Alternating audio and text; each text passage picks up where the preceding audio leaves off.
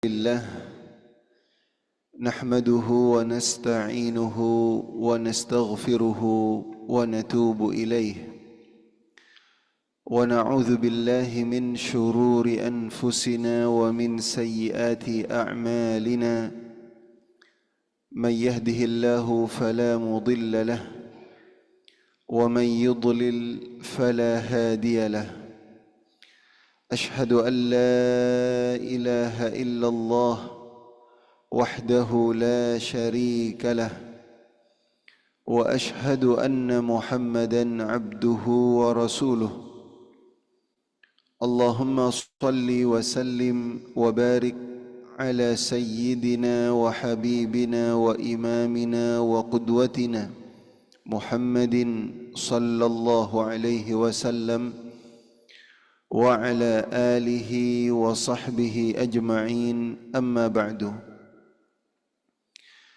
اللهم أخرجنا من ظلمات الوهم وأكرمنا بنور الفهم وافتح لنا بمعرفة العلم وزين أخلاقنا بالحلم واجعلنا ممن يستمعون القول فيتبعون أحسنه رب اشرح لي صدري ويسر لي أمري واحلل عقدة من لساني يفقه قولي رب زدنا علما نافعا وارزقنا فهما واسعا يا رب العالمين. Alhamdulillah kita mengawali perjumpaan kita ini dengan sama-sama bersyukur dan memuji Allah Subhanahu wa taala, bersyukur atas segala nikmat-Nya, memuji atas segala hal yang terpuji dari Allah Subhanahu wa taala. Karena kita bersyukur, kalau orang yang bersyukur kepada Allah Subhanahu wa taala, kita meyakini bahwasanya setiap syukur yang kita ucapkan, setiap syukur yang kita wujudkan dalam ucapan dan perbuatan kita, insyaallah itu menjadi wasilah bagi kita semuanya agar Allah menambahkan nikmat-nikmat-Nya kepada kita semua. Orang yang bersyukur kepada Allah sudah pasti Allah akan tambahkan nikmat kepada orang tersebut. Tapi kalau ada yang kufur, maka tunggulah saatnya azab dan hukuman yang pedih dari Allah Subhanahu wa taala. Mudah-mudahan kita semuanya yang hadir di sini menjadi hamba-hambanya yang pandai bersyukur kepada Allah Subhanahu wa taala. Amin ya rabbal alamin.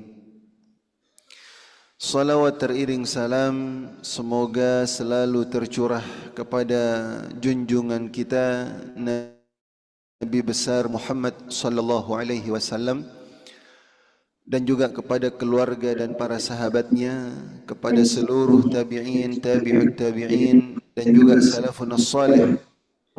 Mudah-mudahan kita semuanya yang hadir di sini juga termasuk di antara umat beliau yang istiqamah. Amin. Untuk terus menjalankan sunnah dan ajarannya hingga yaumil akhir nanti. Amin ya rabbal alamin.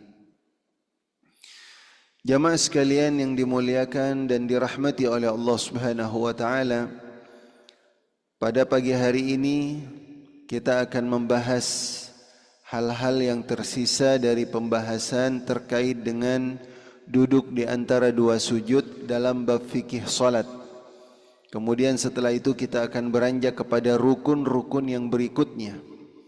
Karena sebenarnya duduk di antara dua sujud sudah kita bahas pada bulan yang lalu, akan tetapi ada hal-hal yang perlu kita ulang dan kita tambahkan. Ada yang belum disampaikan. Pada pertemuan yang sebelumnya kita sudah sama-sama kaji dan kita bahas bahwasanya duduk di antara dua sujud itu adalah salah satu rukun yang tidak boleh ditinggalkan. Rukun yang tidak boleh ditinggalkan. Kalau dia ditinggalkan, rukun tersebut ditinggalkan, maka berarti salatnya menjadi tidak sah. Kalau dia ternyata lupa rukunnya lupa, maka dia nanti bisa diganti dengan sujud sahwi kalau memang dia masih ingat, sempat ingat. Tapi kalau sudah terlupakan, maka dia harus ganti dengan salat yang baru semacam itu. Nah, ini berdasarkan apa? Berdasarkan hadis Rasulullah sallallahu alaihi wasallam ketika beliau menyampaikan pesan, menyampaikan nasihat atau menegur, mengajarkan kepada seorang Arab Badui yang dia salah dalam salatnya, keliru dalam salatnya. Di saat dia keliru dalam salatnya, dipanggil oleh Rasulullah dan diajarkan oleh Rasul sallallahu alaihi wasallam tata cara salat yang benar. Salah satu yang diajarkan oleh Rasulullah sallallahu alaihi wasallam, beliau mengatakan, "Thumma isjud hatta tatma'inna sajidan, thumma irfa' hatta tatma'inna jalisan, thumma isjud hatta tatma'inna sajidan." Kemudian setelah ruku, sujudlah kamu sampai engkau tenang di saat engkau sujud. Dan ketika sudah selesai sujudnya, maka angkat badanmu sampai engkau tenang dalam kondisi duduk. Jadi ini yang dikatakan oleh Rasulullah. Jadi setelah sujud, duduk, angkat badanmu sampai kamu tenang dalam kondisi sujud, dalam kondisi duduk. Baru setelah itu kamu sujud lagi sampai engkau tenang dalam sujudmu. Nah, ini menjadi dalil yang mana para ulama dari dalil ini mereka mengatakan bahwa duduk di antara dua sujud itu adalah rukun yang tidak boleh ditinggalkan. Nah, paling tidak ketika kita duduk, maka dianggap sah duduk kita ketika kita melakukannya dengan cara apa? Fal julus baina sajdataini fardun wat tuma'ninatu fihi fardun aidan li hadzal hadits wa yushtaratu alla yaqsida bir raf'i syai'an akhar kama jaa fi ar-ruku'. Hadza aqalluh. Jadi minimal kita itu sudah dianggap duduk ketika sudah bangun dalam kondisi duduk, lalu kemudian kita tumakninah. Jadi tumakninah duduknya itu tumakninah. Artinya tumakninah itu tenang, stabil. Ya, cara duduknya itu stabil. Tidak terburu-buru. Ini baru dikatakan bahwa duduk di antara dua sujudnya itu sah. Tapi kalau tidak tenang, tidak stabil, tidak tegak duduknya, artinya separuh duduk, maka belum dianggap duduk yang sah. Atau selain itu juga ditambahkan, memang ketika kita duduk, niat kita adalah duduk di antara dua sujud, bukan untuk duduk yang lainnya. Bukan duduk misalnya karena kita ingin melihat situasi dan kondisi. Bukan kita ketika duduk ingin melakukan istirahat. Tidak, tetapi memang ketika kita naik dari sujud, sudah dalam niat kita itu, dalam hati kita sudah ada niatan bahwa duduk ini adalah duduk di antara dua sujud. Jadi kalau itu kita lakukan, duduknya tenang, duduknya tegil, ya, masih artinya tidak separuh. Terkadang ada orang yang karena terlalu cepat gerakan sholatnya, buru-buru dalam sholatnya, sehingga ketika dia duduk, belum sempat duduk sudah langsung sujud lagi. Ya, belum sempat dia duduk, dia langsung sujud lagi. Ini buru-buru, ini tergesa-gesa. Yang semacam ini dianggap tidak sah. Karena tumakninah di sini dianggap adalah bagian dari rukun, fardun. Ini Al-Imam An-Nawawi, para madhab Imam Syafi'i. Ya, Sa'id Hawa juga mengatakan semacam itu, Sayyid Sabiq mengatakan semacam itu dalam kitabnya. Jadi dalam madhab Syafi'i, maka itu aneh kalau kemudian ada yang mengaku bahwa dirinya adalah bagian dari madhab Al-Imam Syafi'i, tetapi ketika saat sholat tarawih itu kejar-kejaran. Kejar-kejaran, ngebutnya bukan main. Kalau kita itu masih suratul Fatihah, dia sudah duduk di antara dua sujud sudah. Ini dari saking cepatnya. Nah, ini boleh ditanya ini kepada yang mengklaim, mengaku bahwa bermadhab Imam Syafi'i, kemana tumakninahnya? Kemana kestabilannya ketika dia sedang duduk? Karena dianggap tidak sah. Di sini disebutkan hatta wat-tuma'ninatu fihi fardun aidan. Ya, tumaknina itu juga fard, ya, fardu. Fardu itu wajib yang sifatnya tegas. Ya, sifatnya tegas. Kalau sudah fardu itu kewajibannya sangat-sangat kuat.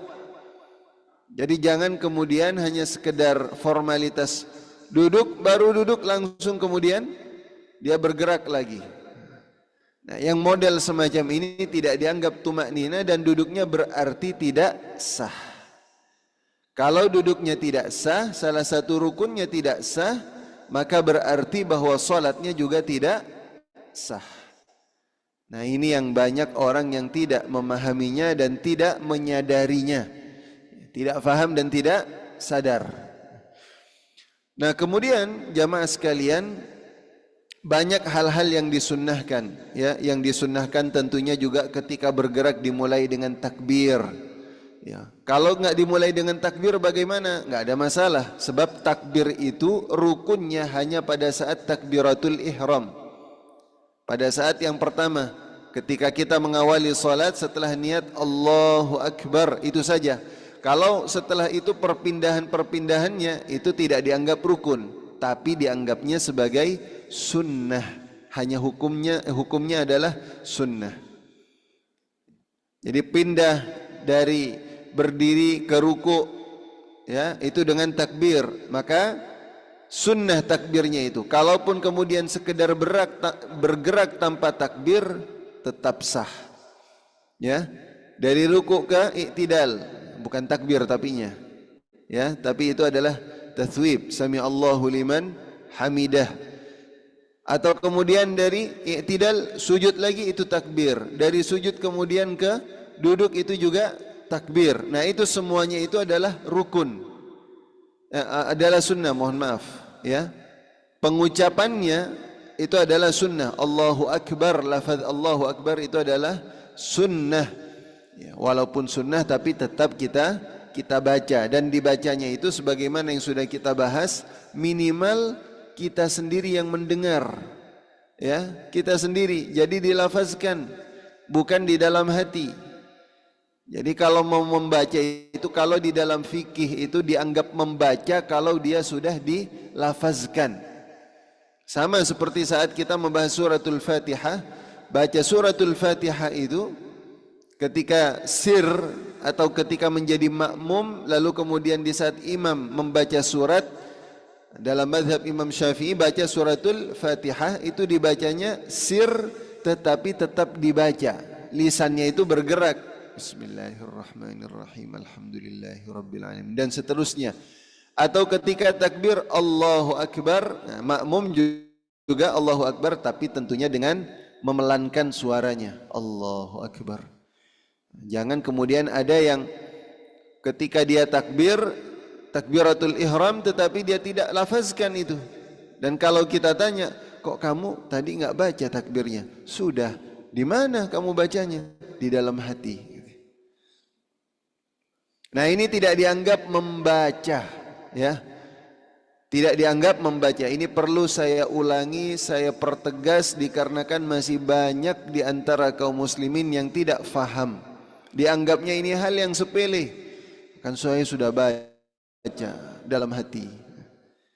Ustaz, bukankah kalau umpamanya saya buka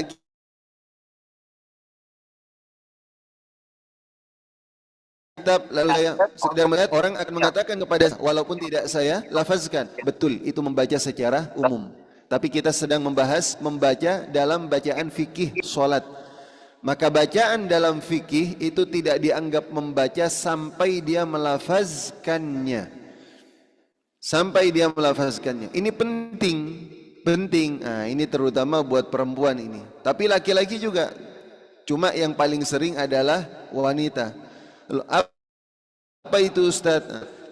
Terkait dengan ketika para wanita itu sedang dalam kondisi haid atau nifas, atau ketika laki-lakinya dalam kondisi junub. Maka salah satu yang dilarang adalah membaca Al-Quran. Ini dalam madhab Imam Syafi'i, baca Al-Quran. Dia tidak boleh membaca Al-Quran. Tapi yang dilarang itu adalah membaca ketika dia membacanya Bismillahirrahmanirrahim, Alif Lam Mim, Dzalikal kitabu la raiba fihi hudal lil muttaqin. Dia baca semacam itu, dia suarakan, maka itu dianggap membaca dan itu diharamkan bagi orang yang berhadas besar. Enggak boleh. Tapi kalau misalnya ada Al-Quran terbuka lalu kemudian dia lihat semacam ini, maka ini tidak dianggap membaca dalam fikih. Itu tidak termasuk dalam larangan. Nah, itu pentingnya membedakan antara membaca dalam hukum fikih dengan membaca dalam artian secara umum. Definisi membaca secara umum. Nah, maka itu jamaah sekalian, ketika kita salat, takbir itu, ini sunnahnya dalam duduk di antara dua sujud. Ketika mulai bangun, bangkit itu dengan takbir Allahu Akbar. Jadi ada lafaz takbir yang dibaca. Bukan sekedar pindah. Ini harus dibiasakan yang semacam ini. Kalau tidak dibiasakan, dia bergerak tanpa takbir. Akhirnya sunnahnya disepelekan, sunnahnya diremehkan. Kan sekedar sunnah, nggak apa-apa Ustaz. Ya masa kalau yang ringan semacam ini saja kita malas, ya, malas untuk membacanya. Apalagi sunnah yang tingkatannya itu besar. Makanya kalau berbicara tentang sunnah yang semacam ini, coba kita biasakan. Tapi banyak yang mereka itu mengabaikan, melalaikan, sehingga apa? Kekhusyuannya tidak hadir. Khusyuknya itu tidak hadir. Sebab kalau kita membaca Allahu Akbar pada saat itu jamaah sekalian, apalagi kalau bacanya khusyuk, penuh dengan tadabbur, ada penghayatan dalam membacanya, proses membacanya itu, maka kita akan sadar bahwasanya Subhanahu wa ta'ala adalah kecil. Ya.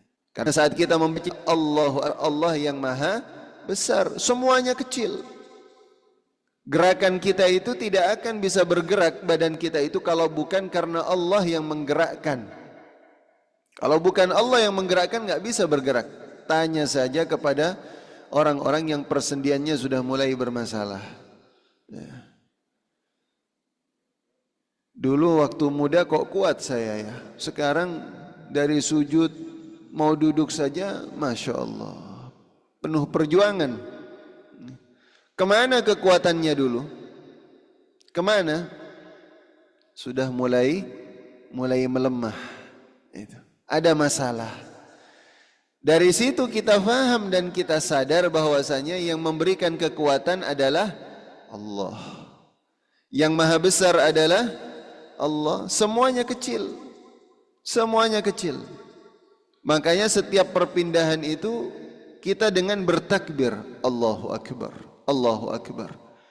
Kita sadar bahwa tidak ada yang berkuasa atas segala sesuatu, bahkan dalam setiap gerakan kita itu selain daripada Allah. Maka itu ini dibaca. Bukan sekedar pindah. Nah, ini sunnahnya dimulai dengan takbir. Disunnahkan dengan dimulai dengan takbir. Lalu kemudian wa yustahabbu aidan an yad'a yadayhi ala rukbatayhi. Meletakkan tangannya itu di atas paha atau lututnya dengan pembatas dengan lututnya itu. Jadi kalau telapak tangannya itu di paha, ininya di lutut. Ini yang sunnah. Sunnahnya semacam itu. Jadi jarinya ini di lutut, telapak tangannya ini ada di paha. Ya, bisa insyaallah difahami ini. Ustaz, kalau umpamanya semuanya di atas paha apa boleh? Boleh, nggak ada masalah. Sebab ini apa? Sunnah. Ini sunnah. Jadi kalaupun dia tidak melakukan semacam itu, nggak ada masalah. Atau dia duduk seperti ini, sebenarnya ya boleh-boleh saja. Yang penting nggak begini ya. Nah itu bahkan dilarang kalau yang semacam itu. Duduk seperti biasa. Karena kenapa semacam itu diajarkan dan disunnahkan? Sebab cara duduk dan memegang atau meletakkan tangan dengan cara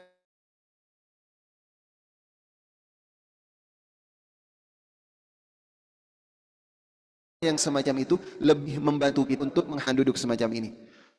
Coba Rasulullah sallallahu alaihi wasallam dalam hadis yang kedua, dalam hadis Arba'in An-Nawawiyah. Tahu hadis kedua yang panjang itu, yaitu hadis Jibril yang datang kepada Rasulullah sallallahu alaihi wasallam yang dalam berbentuk wujud manusia. Malaikat Jibril tiba-tiba datang. Ketika datang langsung duduk di hadapan Rasulullah sallallahu alaihi wasallam. Duduk di hadapan Rasulullah. Apa dalam riwayat tersebut dari Umar ibn al-Khattab radhiyallahu an?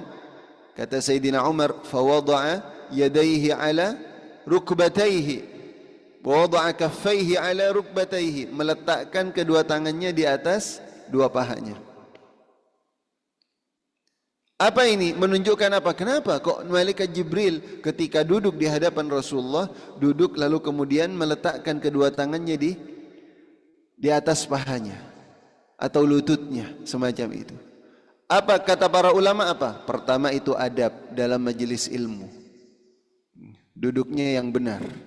Adab dalam majelis ilmu. Biar dapat barakahnya ilmu, ilmu yang bermanfaat, Jibril mengajarkan. Ya, Jibril alaihissalam mengajarkan, bahkan dalam hal duduk diajarkan sama Jibril alaihissalam. Yang kedua, itu lebih menghadirkan kekhusyuan, konsentrasi dan perhatian dibandingkan dengan duduk-duduk yang lainnya. Nah ini manfaat dan faedahnya. Makanya semacam itu ikhwatal iman. Bukan duduk dengan duduk-duduk yang tidak benar. Nah kalau duduk dalam sujud, duduk di antara dua sujud ini, duduknya sudah pernah bulan yang lalu duduk iftirash, ya, bukan tawarruk seperti duduk kita kalau pada saat kita sedang duduk di antara dua sujud dengan cara menegakkan bagian kaki kanannya, telapak kaki kanan kita tegakkan dan duduk. Ya, kemudian dengan di atas kaki telapak kaki kiri. Kaki kanan ditegakkan, telapak kaki kiri ditidurkan dan kita duduk dengan cara, mohon maaf, bagian belakang kita ini, bokong kita ini duduk di atas telapak kaki kiri. Nah, itu namanya duduk iftirash yang semacam itu. Ini model duduk yang benar ketika duduk di antara dua sujud. Bukan duduk al-iqa'. Nah, apa duduk al-iqa' itu? Dua-duanya, kedua kakinya ditegakkan, telapak kakinya, lalu kemudian kita duduk. Insyaallah bisa difahami ya. Iqa' itu.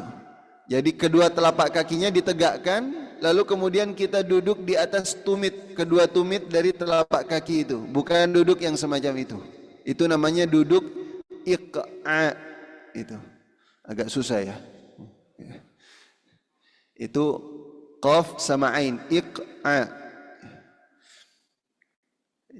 Jadi kalau duduk di antara dua sujud tidak boleh dengan duduk yang semacam itu, atau duduk mutarabbi'an. Duduk mutarabbi'an, duduk bersila. Ini kayak bapak-bapak sekarang, bukan semacam itu duduk di antara dua sujud. Ya memang nggak ada ya. Ya nggak ada orang yang duduk di antara dua sujud tapi kemudian dengan cara bersila, tidak ada. Nah, ini cara duduk di antara dua sujud yang benar semacam itu. Nah, lalu kemudian ini disingkat karena sudah dibahas juga. Setelah itu salah satu yang disunnahkan adalah membaca bacaan duduk di antara dua sujud. Bacaannya sudah kita hafal insyaallah. Ya, kalau nggak baca ya nggak hafal. Apa yang diajarkan oleh Rasulullah sallallahu alaihi wasallam? Rabbighfirli warhamni wajburni warfa'ni warzuqni wahdini wa'afini wa'fu anni. Ada yang semacam itu. Ustaz, ini urutannya saya beda, gimana dong? Katanya. Tidak perlu kita ngurus urutannya, yang penting dibaca. Sebab memang riwayat dari Rasulullah ini urutannya macam-macam. Terkadang Rasulullah ini saya bacakan, bukan cuma Rabbi, tapi Allahumma. Rasulullah di antara yang pernah diajarkan oleh beliau adalah Allahumma ghfirli warhamni wa'afini wahdini warzuqni. Sampai sini. Ada lagi riwayat yang lainnya ditambahkan wajburni warfa'ni. Ada lagi riwayat yang lain yang mengatakan Rabbighfirli warhamni warzuqni warfa'ni warhamni. Jadi urutannya berbeda-beda gitu. Kenapa Rasulullah kok berbeda-beda? Ya Ustadz, misalnya ditanya, kenapa berbeda-beda? Memang Rasulullah tidak menitik beratkan atau tidak terlalu memperhatikan pada urutan. Yang terpenting dibaca. Sudah dibaca. Yang kedua, terkadang memang ini yang di awal ini biasanya yang lebih diperhatikan. Semua doa ini yang urutan-urutan tadi selalu yang pertama itu ighfirli. Ya Allah, berikanlah ampunanmu kepadaku. Berikanlah ampunanmu kepadaku. Ini yang pertama. Tidak ada riwayat yang lain yang kemudian ighfirli ini, ampunilah aku ya Allah, ini ditaruh di terakhir atau di tengah. Tidak pernah. Selalu pertama. Sedangkan yang lainnya itu, yang lainnya wa'fu anni wa'afini warfa'ni, itu gantian itu. Kadang pertama, kadang kedua, kadang keempat, kadang macam-macam. Kata para ulama, salah satunya adalah waktu itu Rasulullah kan yang diajarkan oleh Rasulullah orangnya beda-beda ini. Sama fulan, sama fulan, sama fulan sahabat. Ada fulan yang dia sepertinya doanya itu lebih harus dikedepankan kaitannya dengan apa? Dengan afiah, kesehatan. Sebab ini orangnya kayaknya sakit-sakitan ini. Orangnya lemah, maka kebutuhan untuk afiah ini sepertinya perlu untuk ditambah ini. Ada yang lainnya apa? Dari sisi rezeki. Dia sepertinya butuh rezeki nih. Kalau kita kayaknya rezeki semua sepakat ini. Nah, ini perlu berada di tempat yang lebih awal dibandingkan yang lainnya. Tapi tidak pernah ada yang mendahului Allahumma ghfirli. Ya Allah, ampunilah aku. Rabbi ghfirli. Warhamni, sama warhamni, ini dua. Ampunan Allah dan rahmat dari Allah Subhanahu wa taala. Sebab dua ini sumber dari segala macam apa yang kita minta, kebaikan yang kita minta. Kalau dua-duanya tidak dimiliki oleh seseorang, dia dapat rezeki tapi enggak dapat ampunan dan tidak dapat rahmatnya Allah Subhanahu wa taala. Celaka, tidak ada manfaatnya itu, nikmat yang lainnya. Sia-sia nikmat yang lainnya. Makanya Rasulullah mengajarkan, kalau di sini disebutkan Rabbighfirli, ya Allah ampunilah aku, warhamni, berikanlah rahmatmu kepadaku. Rahmat Allah Subhanahu wa taala, ya. Kita masuk surga karena rahmat. Kita saling sayang menyayangi karena rahmat. Ya. Keluarga karena rahmat Allah Subhanahu wa taala. Bahkan binatang itu sayang sama anaknya itu juga karena rahmat. Sayang dari Allah Subhanahu wa taala. Rasulullah memberikan contoh bahkan kalau kuda itu mengangkat kakinya bagian depan, lalu pas saat dia mau menjatuhkan kedua kakinya lagi ke tanah, ternyata di bawah dia lihat ada anaknya. Kira-kira apa dia lanjutkan itu? Dia pasti apa? Dia akan alihkan itu. Dia akan berubah ke sisi yang agak berbeda walaupun mungkin akan mengorbankan kakinya. Kenapa dia lakukan itu? Kata Rasulullah sallallahu alaihi wasallam, rahmatan minallah. Itu adalah bagian dari rahmatnya Allah Subhanahu wa taala. Jadi semacam itu. Dan ini berlaku bagi semua makhluk. Semua makhluk. Saya punya ada burung ya yang kemudian ada telurnya dan kemudian menetas itu. Saya perhatikan itu. Masya Allah, orang tuanya itu sangat perhatian sama anaknya. Ya. Sangat perhatian sama anaknya. Pas menetas saya bingung ini gimana cara ngasih ke anaknya. Ternyata ada yang memberitahu, sudah kasih makanannya saja. Di situ nanti dia yang nyuapin katanya. Betul, dia ambil itu biji-bijiannya lalu kemudian dibawa ke atas. Dia simpan, sebelum dia dibawa ke atas siapkan air, nanti dia akan celupkan ke air biar lebih lembut itu. Ini burung ya. Ya, jadi kalau ada manusia yang dia kemudian punya anaknya dibiarkan apalagi dibuang, berarti persis seperti apa yang dikatakan oleh Allah Subhanahu wa taala, kal an'am bal hum adall. Seperti binatang, bahkan lebih sesat, kata Allah Subhanahu wa taala. Sebab binatang itu sayang betul sama anaknya. Tapi ada manusia-manusia yang dia biarkan itu anaknya itu, bahkan dibuang. Kita sering mendengar dan melihat, dikarenakan ya ini akibat dari hubungan-hubungan yang tidak sah. Akhirnya dia merasa malu dan sebagainya, dia buang itu anaknya. Tega betul itu. Dibuang.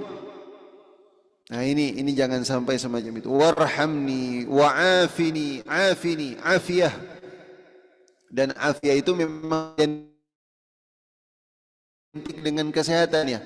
Sebab kita kalau ditanya gimana kabarnya, alhamdulillah sehat wal afiyah.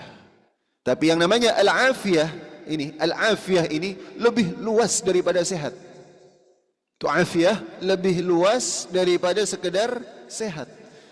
Ya, sehat termasuk dalam afiyah, cakupan al-afiyah, tapi al-afiyah ini lebih luas daripada sekedar sehat. Dia terhindar dari segala macam keburukan, itu dinamakan dengan afiyah. Afiyah. Orang selamat. Misalnya, na'udzubillahi min dzalik, mudah-mudahan kita diberikan keselamatan dan perlindungan Allah. Ada orang yang dia melakukan perjalanan, tiba-tiba dalam perjalanan ada satu kecelakaan. Dan ternyata dia selamat, namanya dia sedang mendapatkan selamat, yaitu al-afiyah, afiyah. Ada orang misalnya dalam musim yang wabah yang begitu, yang sudah kemana-mana seperti dulu kita di COVID ya, dan ternyata selamat, al-afiyah, dia nggak sakit, terhindar dari penyakit itu dinamakan dengan afiyah. Ada musibah, dan sekarang ini ada musibah besar yang menimpa saudara-saudara kita yang ada di Sumatera, Aceh, banjir besar.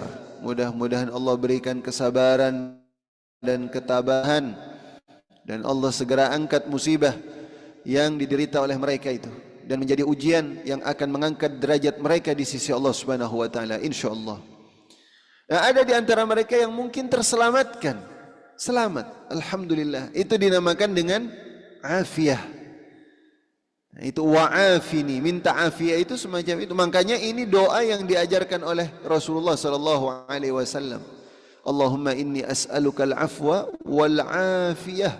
Itu doa yang selalu diamalkan oleh Rasulullah sallallahu alaihi wasallam. Allahumma inni as'aluka al-afwa wal afiyah wal mu'afata ad-daimah fid din wad dunya wal akhirah. Dibaca rutin sama Rasulullah sallallahu alaihi wasallam. Nah, ini pada saat duduk di antara dua sujud. Kenapa saya artikan? Sebab saya ingin ini bukan hanya sekedar belajar fikih, tapi kita juga bisa memaknai salat kita. Jadi solatnya itu bermakna, bukan solat yang sekedar seremoni dan formalitas. Ya, makanya sekarang kalau kita perhatikan, kenapa solat itu tidak, kayaknya orang solat dengan orang yang tidak solat hampir sama. Setelah solat tetap saja bermaksiat, berdosa. Sampai Imam Hasan Al-Basri mengatakan, man lam tanhahu salatuhu anil fahsya'i wal munkar falaysa lahu musalliyan, falaysa lahu an yuqala annahu musalliyan. Siapa yang salatnya itu tidak membuat dia itu jauh dari perbuatan keji dan mungkar, maka sejatinya dia tidak dikatakan sebagai orang yang sudah melaksanakan sholat. Nah, pertanyaannya, bagaimana caranya Ustadz biar sholat saya itu bisa menjadi perisai dari perbuatan keji dan mungkar? Bagaimana caranya? Maknai sholat dengan benar. Hayati sholat kita. Salah satunya ketika duduk di antara dua sujud, tumakninah. Cara tumakninah, duduk. Makanya dibaca, Rabbighfirli warhamni. Ya, kalau di sini wa'afini, kita kadang wajuburni, ya. Wa'afini. Lalu kemudian wahdini, berikan saya hidayah. Loh, kan sudah dapat hidayah, lagi sholat kan sudah hidayah itu. Sama ketika kita juga membaca ihdinas siratal mustaqim.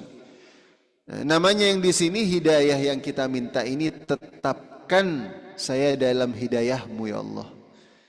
Ya kan kita ada doa yang diajarkan oleh Allah Subhanahu wa taala, Rabbana la tuzigh qulubana ba'da idh hadaitana. Ya Allah, jangan engkau simpangkan hati kami ini.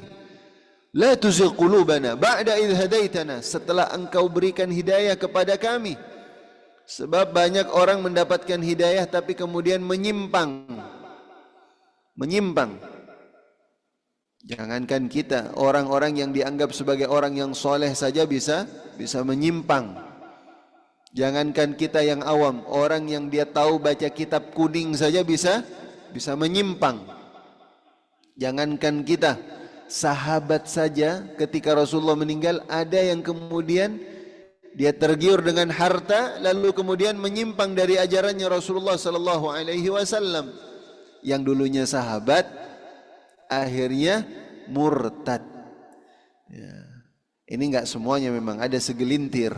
Di antaranya seorang yang bernama Rajjal ibn Unfuah. Pas di zamannya Sayyidina Abu Bakar ternyata bergabung bersama dengan Musailimah Al-Kadzab karena diiming-imingi harta. Ya, diiming-imingi harta. Ya gimana enggak tergiur? Katanya Musailamah dikasih tawaran apa? Kalau kamu gabung sama saya, bukan cuma gabung, bukan gabung, tapi sekedar kamu mengatakan kepada kaum kamu, kabilah kamu bahwasanya Musailamah juga menerima wahyu seperti yang diterima oleh Muhammad. Kamu bilang itu saja. Separuh dari kekuasaan saya kasih ke kamu. Separuh dari harta saya berikan kepada kamu. Coba kalau kita yang ditawari, naudzubillah, jangan sampai kita dihadapkan pada fitnah yang semacam itu ya. Itu langsung Musailimah, dia Rajjal datang ke kaumnya, dia mengatakan, innallaha qad arsala ila Musailamah kama arsala ila Muhammad. Sesungguhnya Allah sudah mengirimkan wahyu kepada Musailamah sebagaimana yang ia kirimkan kepada Muhammad. Yang bicara siapa ini? Dianggap sebagai orang yang pernah ketemu sama Rasulullah, ya. Pernah bertemu dengan Rasulullah. Langsung terpengaruh semuanya itu. Dan mati dalam kondisi bersama dengan Musailamah. Hidupnya bareng sama Rasulullah, matinya bersama dengan nabi palsu. Ini yang kita minta, wahdini. Jadi pada saat kita duduk di antara dua sujud, berdoa kepada Allah, wahdini. Ya Allah, berikanlah aku ini hidayah. Atau juga makna yang kedua, tambahkan hidayahmu kepadaku. Ya, sebab kita enggak boleh merasa cukup dengan apa yang kita punya dari iman yang kita yakini itu. Jangan, pertebal keimanan itu, perkuat keimanan itu. Sampai pada tingkatan yang sangat-sangat kuat. Sampai tidak ada lagi keraguan terhadap segala perintah Allah Subhanahu wa taala dan segala larangannya. Benar-benar mantap imannya itu. Sebagaimana yang dikatakan oleh Allah Subhanahu wa taala, innal ladzina amanu, innamal mu'minuna alladzina amanu billahi wa rasulihi thumma lam yartabu. Orang yang dikatakan benar-benar beriman ialah orang yang beriman kepada Allah dan Rasulnya dan tidak ada keraguan sedikit pun. Keragu, yakin betul kepada Allah Subhanahu wa taala. Ini yang kita minta. Jadi tambahkan hidayah terus. Ini saat duduk di antara dua sujud semacam itu. Kita baca itu, wahdini. Ya, kemudian apalagi warzuqni. Jangan pas sampai ini aja nih, warzuqni baru. Ya Allah berikanlah aku rizki. Wow, ini mungkin diulang-ulang, warzuqni, warzuqni. Ustaz kalau diulang-ulang boleh? Boleh, nggak apa-apa. Tapi saat sholatnya sendirian ya. Jangan pas jadi imam dia warzuqni. Wah, imamnya Masya Allah lama betul ini. Pas ditanya, iya tadi saya pas warzuqni saya baca itu 20 kali. Katanya, oh pantas. Tapi kalau baca sendiri boleh. Boleh, silahkan kita ulang-ulangi boleh. Warzuqni, warzuqni. Atau yang sebelumnya, ya wahdini, wahdini, wahdini. Kita ulang itu, nggak ada masalah, silahkan. Karena memang yang namanya salat itu adalah doa. Salat itu apa? Doa. Munajat kepada Allah Subhanahu wa taala. Nah, ini warzuqni, minta rezeki kepada Allah Subhanahu wa taala. Ya, rezekinya tentunya diberikan kecukupan. Itu yang paling penting, dikasih rasa cukup oleh Allah. Kalau sekedar dikasih kekayaan tapi nggak pernah merasa cukup, namanya fakir. Walaupun secara materinya banyak ya, tapi secara hati dia fakir. Banyak hartanya, ditanya berapa saldonya, Masya Allah miliaran, tapi merasa kurang saja terus, kurang terus. Akhirnya apa? Fakir. Ini orang miskin yang semacam ini. Ya, kalau enaknya memang dapatnya banyak dan merasa cukup, ya. Miliaran tapi hatinya juga lapang. Nah, ini model-model sahabat nih. Sahabat itu begitu. Sahabat itu jangan dikira kekayaannya luar biasa. Sahabat itu. Abdurrahman ibn Auf sekali infak itu MM-an itu. Iya. Uthman bin Affan itu 100 ekor unta ketika perang Tabuk itu bukan cuman ekornya ya. Atau bukan cuman untanya, tapi unta dengan perlengkapannya, ya, bekalnya. Dan biasa unta ada kantong ini, itu ada bekalnya itu. Kalau sekarang itu ada rotinya, ada susunya, ada gandumnya, ada semuanya bekal buat peperangan selama 1 bulan. Sama perlengkapan perangnya. Oh, kalau di total sudah berapa itu? 1 untanya saja bisa, kalau dihargai, dikonversi ke sekarang itu, ambillah yang paling standar itu 50 sampai 60 juta. Itu yang murah tuh. Kalau dikalikan 100, luar biasa. Ini Uthman bin Affan, orang kaya, merasa lapang. Nah, ini yang kita minta, warzuqni, berikan aku rizki Allah, rizki dari Allah. Lalu burni,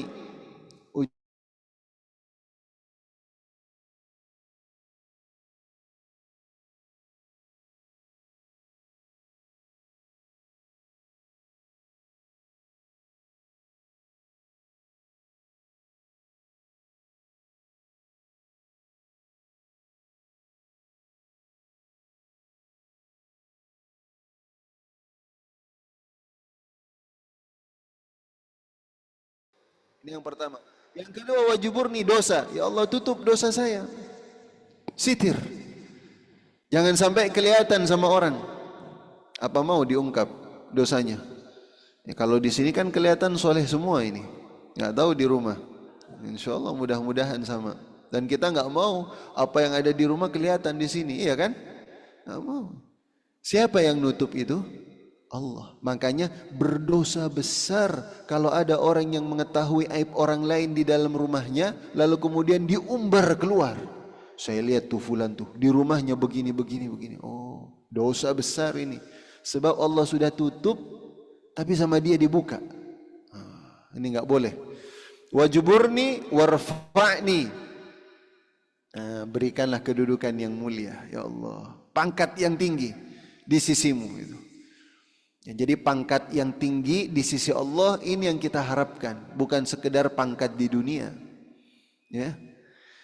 Nah, ini ikhwatal iman, jamaah sekalian, bacaan dalam duduk di antara dua sujud. Nah, kalau kita baca ini dengan tadabbur, khusyuk, ya, insya Allah dapat itu. Khusyuknya dapat. Minta sama Allah Subhanahu wa taala dan insya Allah dikabulkan. Yakin kepada Allah Subhanahu wa taala. Yakin. Maka pasti akan apa? Dikasih sama Allah Subhanahu wa taala. Cuma caranya itu sesuai dengan caranya Allah. Jangan kita yang mendikte. Kan saya minta, mana ya Allah? Mintanya sama Allah. Mendikte Allah Subhanahu wa taala. Kalau model semacam ini, tandanya apa? Ini orang yang tidak beradab sama Allah. Nah, yang modelnya begini nggak dapat ini. Nggak dapat pengabulan doa. Kalau minta sama Allah, sudah terserah Allah. Kita sama, kalau kita mau minta sama pimpinan atau sama presiden, tolong dong bantu ini. Ya caranya presiden gimana bantunya nanti? Jangan nuntut. Pokoknya tanggal sekian harus. Caranya begini.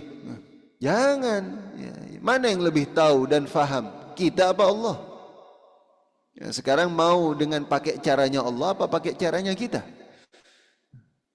Nah ini adabnya sama Allah Subhanahu wa taala. Insyaallah ya. Mudah-mudahan salat kita itu semakin berkualitas. Insyaallah sehingga menghasilkan orang-orang yang soleh.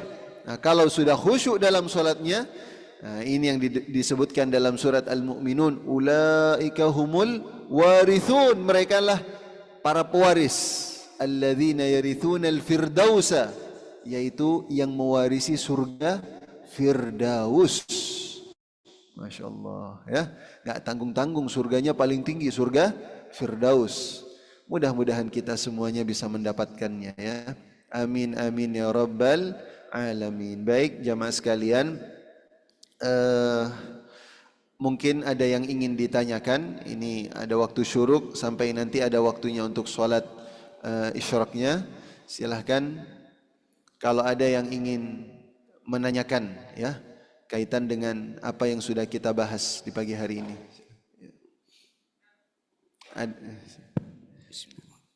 Assalamualaikum warahmatullahi wabarakatuh. Waalaikumsalam warahmatullahi wabarakatuh. Maaf, saya mau tanya, mungkin agak sedikit menyimpang dari topik kita mengenai duduk di antara dua sujud. Nah, saya mau nanyakan mengenai membaca Al-Fatihah. Nah, pembacaan Al-Fatihah dalam kita sholat bermakmum. Nah, sebagai makmum kita apakah kita memang, saya mendengar ada beberapa cara membaca. Kalau mengikutin Imam Syafi'i, kita harus membacanya setelah imam selesai membaca Al-Fatihah. Nah, ada juga yang bisa membaca itu mengikuti imam, sedikit di belakang imam, tapi dalam hati gitu ya. Nah, ada juga yang cara yang beda, yang agak setelah imam baca, tapi kita ngikutinnya itu dalam hati, bacanya agak pelan gitu ya, dalam hati lah. Nah, mungkin dengan cara-cara seperti ini mana yang lebih benar, mana yang harus kita ikuti gitu Pak Ustadz. Terima kasih. Assalamualaikum warahmatullahi wabarakatuh. Waalaikumsalam warahmatullahi wabarakatuh. Baik, ada satu lagi sekalian.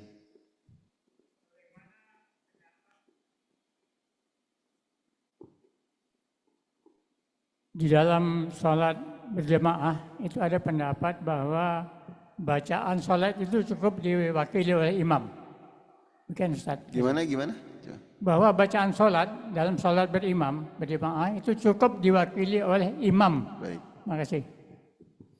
Tambah satu lagi, baik. Untuk doa di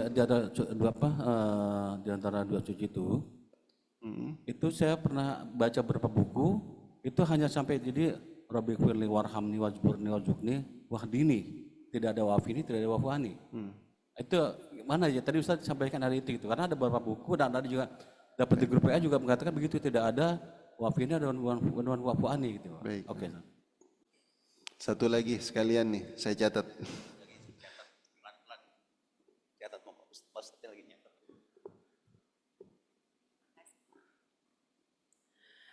Bismillahirrahmanirrahim. Assalamualaikum warahmatullahi wabarakatuh. Waalaikumsalam warahmatullahi wabarakatuh. Ya. Pertama-tama saya bersyukur saya bisa ikut kajian rutin di Masjid Raya Palapa Baitul Salam. Kebetulan saya dari Makassar, Pak Ustaz. Masya Allah. Ya. Yang saya ingin tanyakan Pak Ustaz itu, tadi kan Pak Ustaz mengindikan kita perempuan pada saat haid ya Pak Ustaz. Katanya, itu apa nggak bisa membaca Al-Quran ya Pak Ustaz, tidak diperbolehkan ya. Ya. Terus ada juga pernah saya tanyakan ke Ustaz, Pak Ustaz gimana? Kita kan kalau datang tahsin, ya katanya nggak apa-apa kalau yang dibaca hanya Latinnya Pak Ustaz ya. Nah itu yang sering mengganjal di hati saya karena sering datang tahsin pas ini saya mau tahu bagaimana Pak Ustaz hukumnya kalau datang tahsin pada saat lagi haid terus baca Latinnya apa ini. Baik. Itu saja Pak Ustaz, mohon terima kasih banyak. Assalamualaikum warahmatullahi wabarakatuh. Waalaikumsalam warahmatullahi wabarakatuh. Baik, yang pertama ini berkaitan dengan membaca Al-Fatihah. Kapan itu? Bagi makmum. Dan tentunya ini dalam madhab Imam Syafi'i. Sebab dalam madhab yang lainnya tidak dianjurkan membaca Al-Fatihah saat salat jahar. Hanya dalam madhab Imam Syafi'i. Dalam madhab Syafi'i yang paling kuat, memang tadi ada semuanya itu. Cuma yang paling kuat dan ini disepakati oleh para ulama madhab Syafi'i, Al-Imam An-Nawawi, Al-Imam As-Suyuti, ya Ibnu Hajar Al-Asqalani dalam kitab-kitab mereka mengatakan bahwasanya yang waktu atau tempat untuk makmum membaca suratul Fatihah adalah setelah imam membaca Al-Fatihah atau saat imam sedang baca surat. Atau setelah amin langsung makmum itu baca suratul Fatihah, semacam itu. Nah, bukan pada saat imam lagi baca, kita baca juga. Tidak. Kalau yang semacam ini dibaca kalau kondisinya imam itu bacaannya amburadul. Imam bacaannya tidak benar. Nah, kita langsung baca di belakangnya. Ya, ini bacaan imam kok berantakan ini. Gimana ini? Nah, kita baca saja sendiri sudah.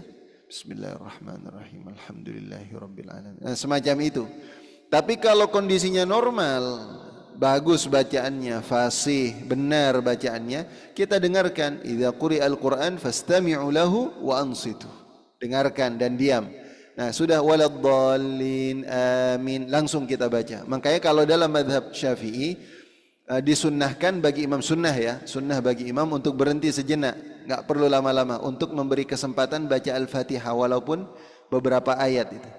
Jadi tidak amin langsung imam langsung Bismillahirrahmanirrahim. Ada jeda sedikit saja. Ini yang ditanya sama sahabat, ya Rasulullah, ra'aituka fi saktatain. Saya melihat engkau ya Rasulullah 2 kali berhenti sejenak. Saat setelah takbiratul ihram menuju Al-Fatihah dan dari Al-Fatihah menuju baca surat. Memangnya apa? Nah, kata Rasulullah sallallahu alaihi wasallam di takbiratul ihram ke Al-Fatihah itu baca iftitah. Saya baca Allahumma ba'id baini atau Allahu akbar kabira walhamdulillahi katsira inni wajjahtu dan seterusnya. Nah, kalau pas dari Al-Fatihah ke surat itu saya baca saya berhenti sejenak untuk memberi kesempatan kepada makmum baca Al-Fatihah. Jadi itu ya, yang paling kuat adalah di saat setelah bacaan amin. Nah, ini yang pertama. Kemudian yang kedua itu bacaan imam adalah bacaan makmum. Ya, bacaan imam adalah bacaan makmum. Secara umum, ya, ini bagi siapa? Bagi mereka yang ketinggalan. Misalnya Al-Fatihah, dia berdiri, kemudian datang masbuk. Dia masbuk ini. Ternyata pas sampai ruku sudah imam. Nah, kita langsung ruku. Nah, di sini berlaku qiraatul imam, qiraatul makmum. Bacaannya imam, bacaannya makmum. Nah, ini yang pertama. Yang kedua, kita yang tadi duduk di antara 2 sujud, boleh saja kita diam, enggak ada masalah. Sebab insya Allah bacaan kita diwakili sama bacaannya imam. Bacaan kita diwakili sama bacaannya imam. Makanya pilih imam-imam yang benar bacaannya. Nah, kalau berantakan, wakil kita berarti siapa? Nah, itu dia itu. Wakil kita ini yang bacanya yang berantakan akhirnya. Nah, dalam kondisi semacam itu, iya. Tapi kalau kita mau baca sendiri, boleh, nggak ada masalah.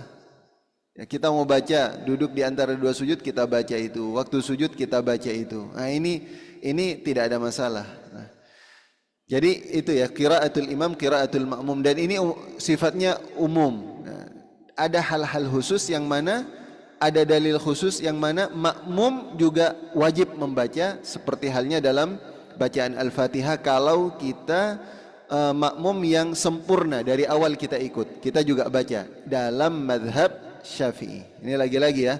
Jadi nanti kalau misalnya mendapati ada penceramah yang mengatakan enggak usah baca Al-Fatihah, berarti mengambil dari madhab yang lainnya. Enggak usah berantem karena itu. Ya, jangan berantem karena itu. Wah, tadi ini beda, ini di sana ini. Terserah kita mau ngambil yang mana yang paling kita yakini. Kalau saya bermadhab Syafi'i dan saya meyakini itu, saya membaca Al-Fatihah setelah membaca amin. Kalau dalam sholat jahriyah. Tapi kalau sholat sirriyah, wajib bagi makmum untuk baca Al-Fatihah. Wajib bagi makmum baca Al-Fatihah. Jangan terus diwakili sama imam terus ya. Males namanya ini. Akhirnya apa yang dia bengong, dia kemana-mana itu pikirannya. Baik. Kemudian yang ketiga, bacaan duduk di antara dua sujud. Nah, ini biar jelasnya. Tadi kan ada yang sampai itu. Nah, yang sampai wahdini itu tidak sampai, nggak ada warzuqni, wajuburni, warfa'ni. Itu memang riwayat Al-Bukhari. Yang dikutip tadi itu yang sampai di situ saja, itu riwayat Bukhari. Sedangkan kalau yang lebih panjang lagi, Rabbighfirli warhamni wa'afini wahdini warzuqni. Nah, ini riwayat dari Al-Imam Abu Dawud, Al-Imam At-Tirmidzi dalam kitab sahihnya, ya. Dan Al-Imam Muslim termasuk juga oleh riwayat Imam Muslim. Jadi termasuk itu. Jadi ada tambahan. Nah, ada tambahan lagi, wajuburni warfa'ni. Oh, tambah panjang lagi. Ini riwayat dari Al-Imam Al-Baihaqi dan Imam At-Tabrani, dan dikatakan bahwa semua hadisnya itu sahih. Semua hadisnya adalah sahih. Nah, kenapa semacam itu? Agar kita bisa memilih. Misalnya dalam sholat tarawih memang butuh agak lebih cepat. Jangan dibaca semuanya kita tumakninah. Allahumma rabbighfirli warhamni warzuqni. Pelan lagi bacanya. Dan komplit semuanya dibaca. Insya Allah diprotes itu sama makmum itu. Besok nggak usah jadikan imam lagi ini. Ya, jadi tahu situasi gitu. Nah, dalam sholat tarawih yang kita memang butuh sedikit agak cepat, tapi bukan cepat gerakannya, nggak ngebut. Cukup baca Rabbighfirli warhamni warfa'ni misalnya. Rabbighfirli warhamni wahdini. 3 cukup langsung. Atau Rabbighfirli saja sudah cukup. Rabbighfirli. Langsung kemudian dia sujud. Ini dalam kondisi memang ya sholat tarawih ya. Jangan terus semua sholat kita mencukupkan dengan satu itu saja. Emang nggak butuh sama Allah Subhanahu Wa Taala. Ya, ini begitu ya. Jadi semuanya itu ada apa? Ada dalam kitab-kitab sahih dan sunan, dan dikatakan oleh para ulama derajat hadisnya itu sahih. Jadi kita mau mengamalkan yang mana saja silahkan. Ya, apalagi ini sunnah. Bahkan kita mau hanya satu, tadi permintaannya cuma satu, boleh. Karena apa? Sunnah, itu sunnah. Tidak akan membuat kita batal sholat kita itu. Lalu yang terakhir kaitan dengan bagaimana wanita haid yang kemudian membaca Al-Quran. Ini lagi belajar tahsin. Ya, lalu kemudian dia katanya boleh dengan membaca yang Latinnya. Ya boleh, gak ada masalah. Dan kita harus fahami yang dinamakan qiraatul Quran, membaca Al-Quran yang memang diniatkan untuk membaca. Misalnya saya, ada orang nih kita nih biasa zikir. Zikirnya biasanya Al-Waqi'ah. Ya, oh nggak boleh lagi haid. Tidak, sebab itu zikir. Itu zikir. Atau mau tidur, apa sebelum tidur? Surat Al-Muluk atau surat Al-Ikhlas, Al-Falaq, An-Nas. Bisa semuanya libur semua itu kalau dikatakan apa nggak boleh. Tidak. Selama niatnya itu sebagai zikir, wirid harian, itu nggak ada masalah, diperbolehkan. Ya, Sayyidah Aisyah tetap baca, Sayyidah Hafsah tetap baca, semua istri Rasulullah tetap baca sebelum tidur, baca suratul Muluk. Tabarakalladzi biyadihil mulk wa huwa ala kulli syai'in qadir. Karena yang dikatakan membaca adalah membaca yang urutan bacaan kita itu sampai khatam. Itu yang tidak boleh. Kita baca niat, saya mau baca Al-Quran. Nah ini yang tidak boleh. Jadi kalau baca bukan niat untuk membaca zikir atau kita belajar apa bacaan yang benar nih gimana? Bismillahirrahmanirrahim. Salah ini haknya. Dibuka bukan ha, bukan nirrahim misalnya. Ini belajar, nggak ada masalah, silahkan. Ini banyak yang nggak paham. Jadi semua dipukul rata. Baca Al-Quran, oh ini Al-Quran nggak boleh dibaca. Jadi kita nggak boleh baca ayat kursi akhirnya. Boleh, silahkan baca ayat kursi. Kalau enggak semuanya bisa nggak dibaca. Doa Rabbana atina fid dunya. Nggak boleh baca ini sebab ini ayat Al-Quran ini. Bukan semacam itu ya. Jadi bacaan yang dilarang itu adalah bacaan memang kita niatnya untuk baca Al-Quran ya. Tapi kalau itu zikir, wiridan kita, doa-doa kita, baca sepuasnya. Ya semacam itu. Cukup insya Allah ya, ini waktunya sudah cukup siang. Mudah-mudahan bermanfaat bagi kita semuanya. Mohon maaf atas segala kekurangan dan kesalahan. Wabillahi taufiq wal hidayah. Wassalamualaikum warahmatullahi wabarakatuh. Waalaikumsalam warahmatullahi wabarakatuh.